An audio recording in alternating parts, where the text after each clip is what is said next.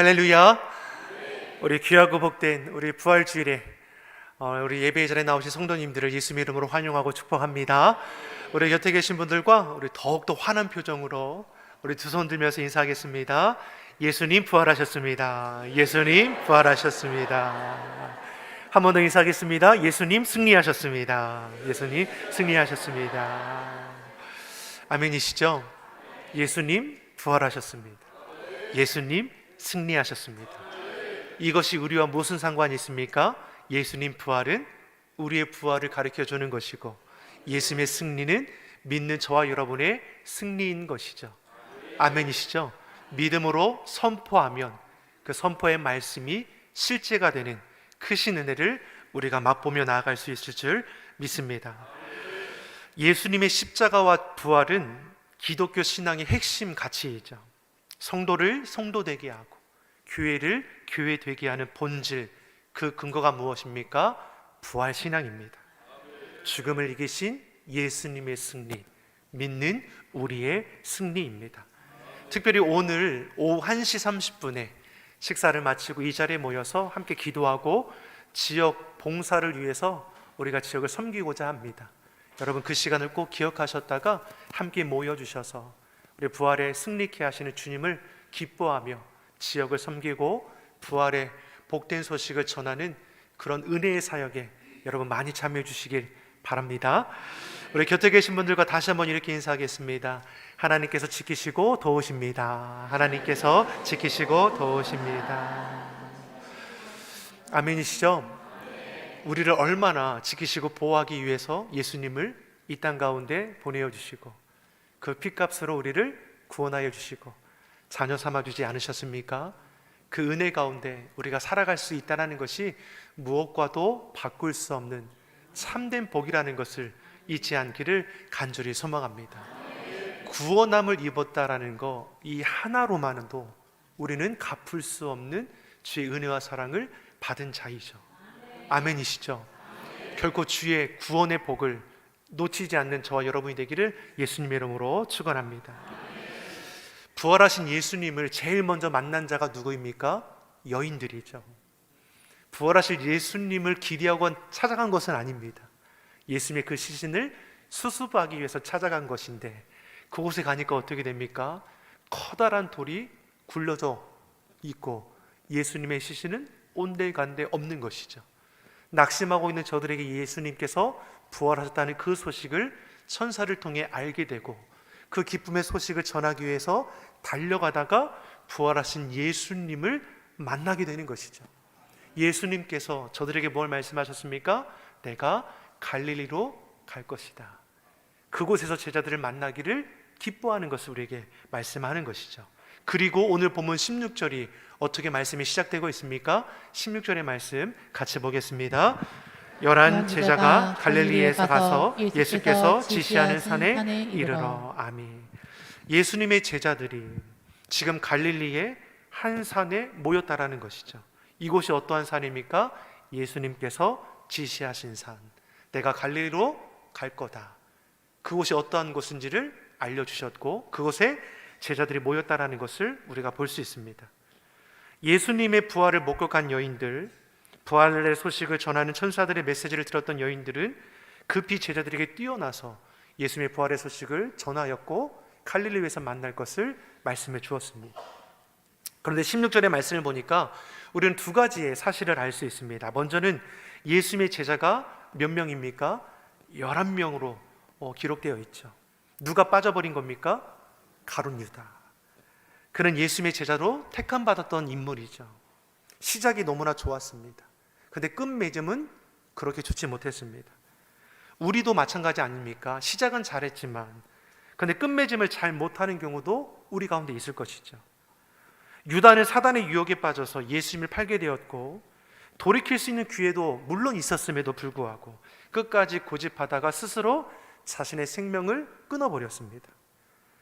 왜 여기 지경까지도 이뤄가게 된 겁니까? 결국은 그 교만함 때문인 것이죠. 3년 동안 예수님과 동행하면서 보고 배웠음에도 불구하고 진리의 길을 향해 가기보다는 거짓된 헛된 길에 빠져버렸다는 것입니다. 자기 주장, 자기 고집에 매여서 그 완악함을 벗어버리지 못했습니다. 늘 비판적인 모습을 이 유다를 통해서 우리가 볼 수 있지 않습니까? 막달라 마리아가 자신이 가진 가장 귀한 향유값을 깨뜨려 예수님의 발 아래에 부었습니다. 예수님의 그 가시는 길을 예비하기 위한 헌신된 모습인 것이죠. 그런데 이를 향해서 가룟 유다가 하는 말이 무엇입니까? 차라리 그 귀한 향유를 300데나리온에 팔아서 그것을 가난한 자에게 주면 얼마나 좋겠느냐, 이렇게 저를 이제 말했다라는 것이죠. 그가 가난한 자에게 관심이 있어서 이렇게 얘기한 겁니까? 아니죠. 그 향유가 아까운 것이죠. 욕심에 대한 마음이었다라는 것을 우리는 볼 수 있습니다. 그러니 은 30에 예수님을 팔아버린 것이죠.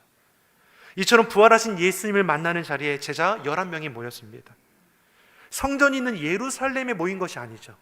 저 촌구석 갈릴리로 모이도록 하셨습니다. 예루살렘은 모든 사건의 중심지가 됩니다. 예수님의 탄생도 예루살렘에서 이루어졌고, 예수님이 십자가에 못 박히시고 부활하신 것도 예루살렘에서 이루어졌습니다. 기독교의 탄생이라고 할 수 있는 오순절 성령 강림의 사건도 예루살렘 안에서 일어났습니다. 그런데 예수님은 역사의 중심지라 볼 수 있는 예루살렘이 아닌 갈릴리에서 만나고자 하셨다라는 것이죠. 그러면 갈릴리는 어떠한 곳입니까? 예수님께서 잘하신 것이죠. 제자들을 택하여 부르시고 함께 동고동록하며 말씀을 전해주셨던 자리입니다. 해변가를 거닐 때에 제자들과 함께 천국 복음을 나누어 주셨고, 병든 자가 있으면 고쳐주셨고, 약한 자를 일으켜 세워주셨습니다.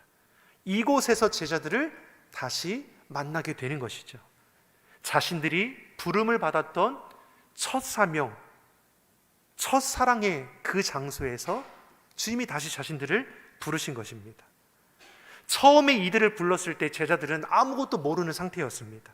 하나부터 10까지 예수님께서 가르쳐 주셨습니다.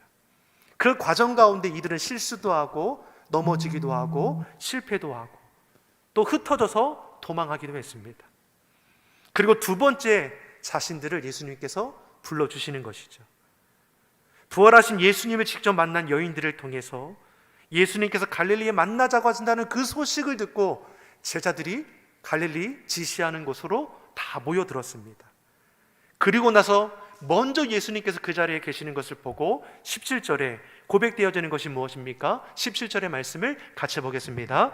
예수를 배웠고 경배하나 아직도 의심하는 사람들이 있더라. 아멘. 말씀하신 장소에 가보니까 예수님께서 먼저 와 계셨습니다. 제자들은 여러 생각으로 복잡했을 수 있습니다.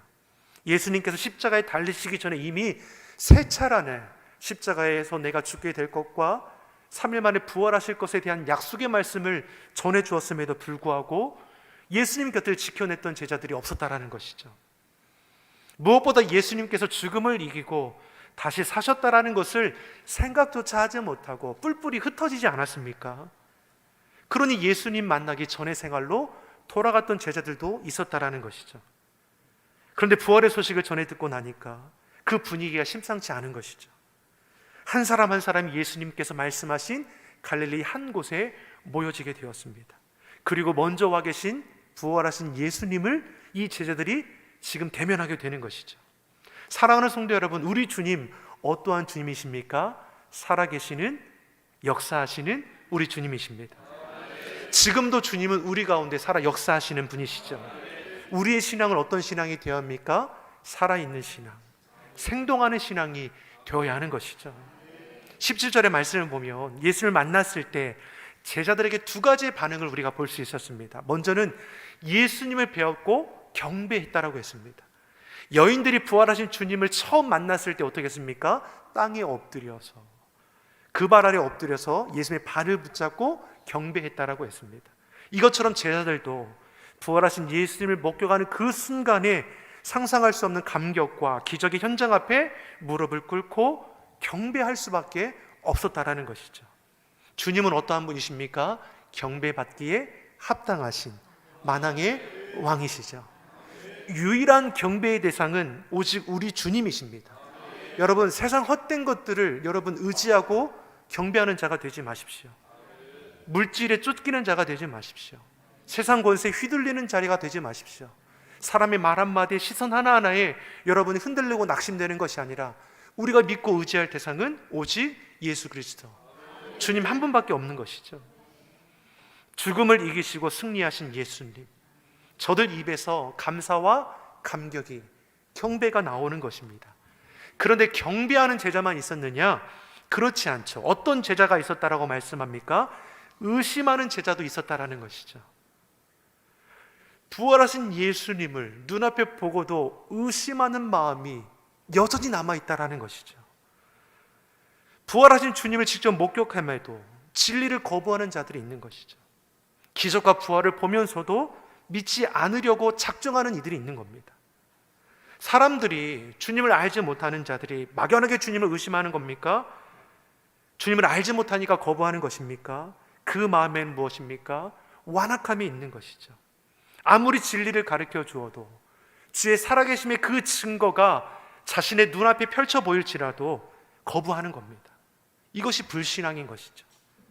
예수님 가운데서도, 예수님의 제자 가운데서도 부활하신 주님을 만났음에도 불구하고 여전히 의심의 마음을 버리지 못한 이들이 있습니다. 그러면 예수님께서 저를 어떻게 대합니까?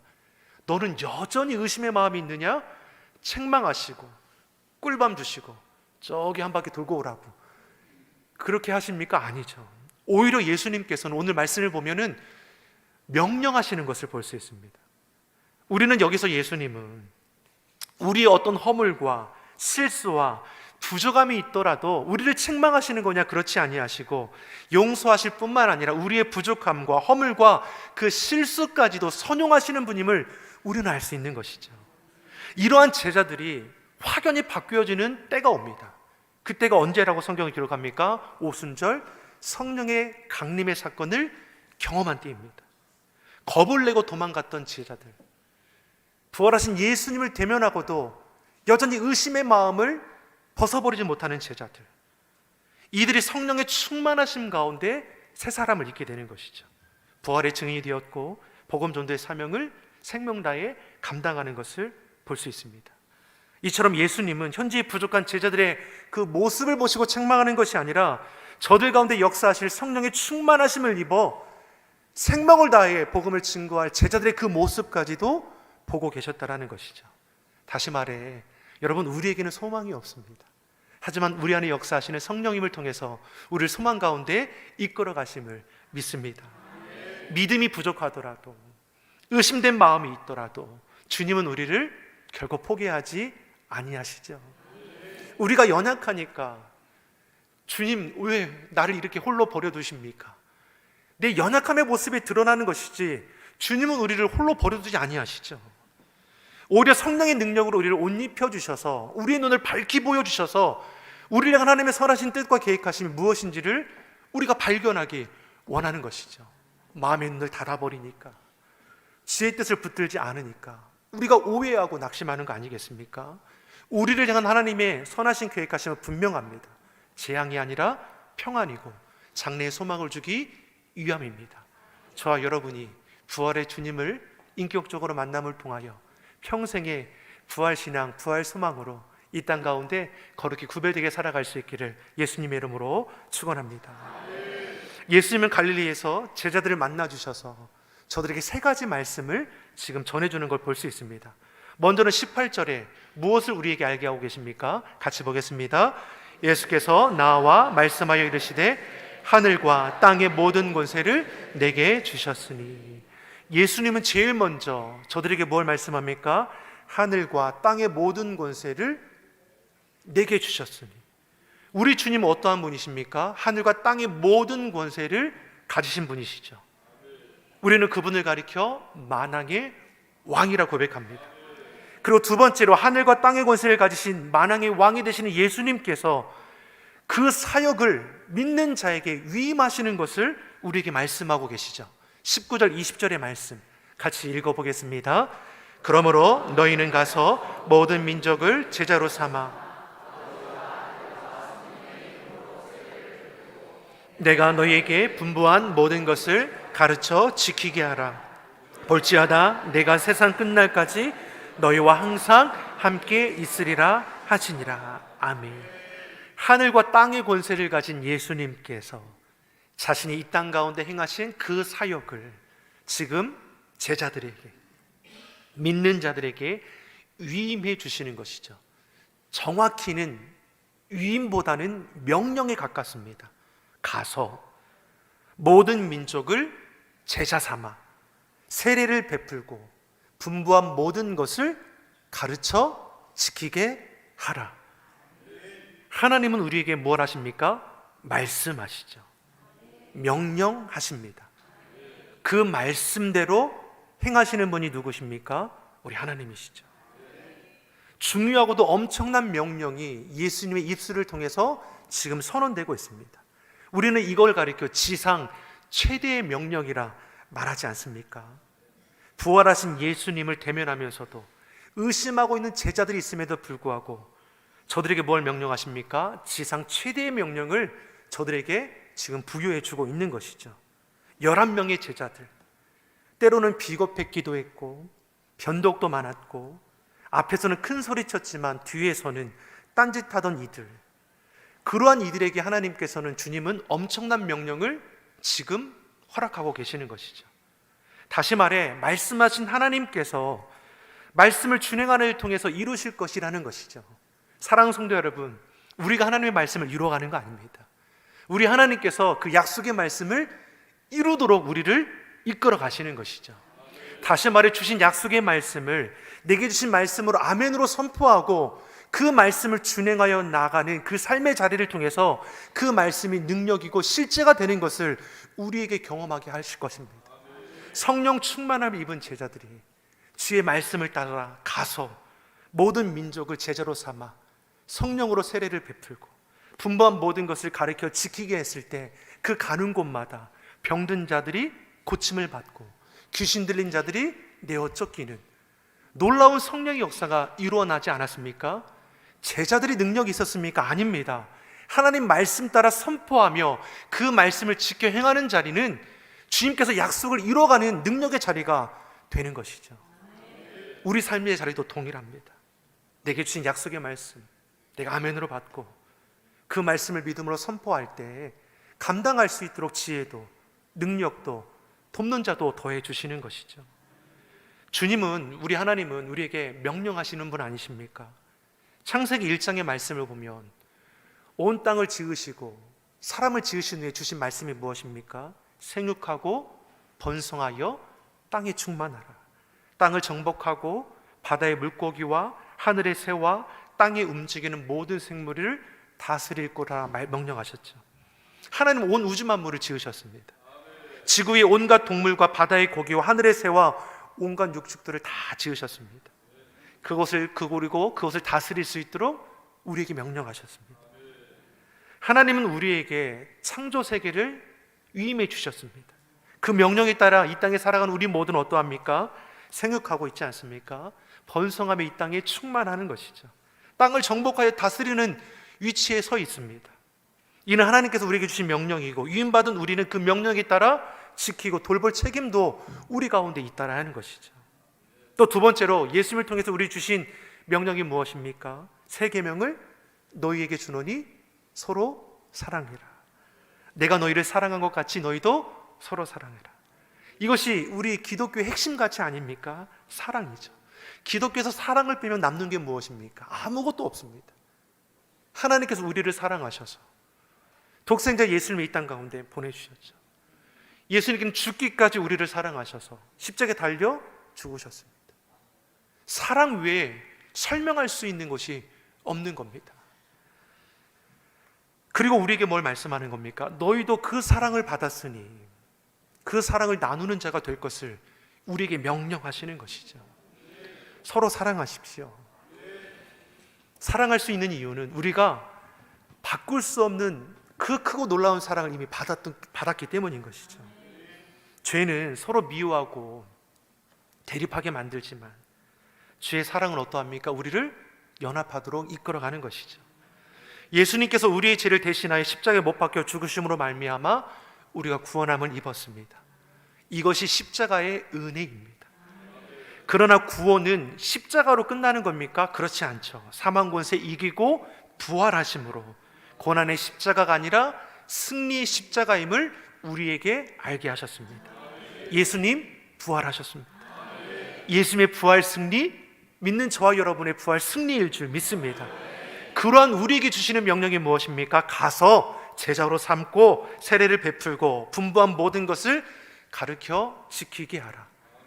예수님의 사역을 우리에게 위임, 명령해 주셨습니다. 우리 교회가 붙들고 있는 핵심 가치가 무엇입니까? 가르치고 전파하며 치유하는 교회. 여러분, 이 세 가지가 예수님께서 우리에게 위임한 사역을 똑같이 담아낸 것이죠. 우리 교회를 통해서 주의 사랑이 지역과 민족에게 선포되기를 바랍니다. 저와 여러분이 맡겨주신 지상 명령 능히 감당해 나갈 수 있기를 간절히 소망합니다. 특별히 부활주일은 그 명령을 지켜 행하기에 최적의 날이죠. 만나는 사람에게 예수님 부활하셨습니다. 예수님이 당신을 너무나 사랑하십니다. 예수님 믿고 구원함을 받으세요. 여러분, 이 세 가지만 전하십시오. 그러면 저 사람이 어떻게 반응하든지 그 말씀이 저들의 신비에 새겨지게 될 것이고, 그리고 하나님께서 일하여 주실 줄 믿습니다. 우리는 때를 얻든지 못 얻든지 주의 말씀에 충성하여 행하는 것이고, 우리는 뿌리죠. 거두게 하시는 분은 우리 하나님임을 믿습니다. 무엇보다 감사하는 것은 무엇입니까? 우리에게 약속을 주셨습니다. 어떤 약속입니까? 내가 세상 끝날까지 너희와 항상 함께 있으리라. 내가 세상 끝날까지 너희와 항상 함께 있으리라. 영원토록 우리와 함께 하실 것을 약속하셨습니다. 주님이 나와 함께 하십니다.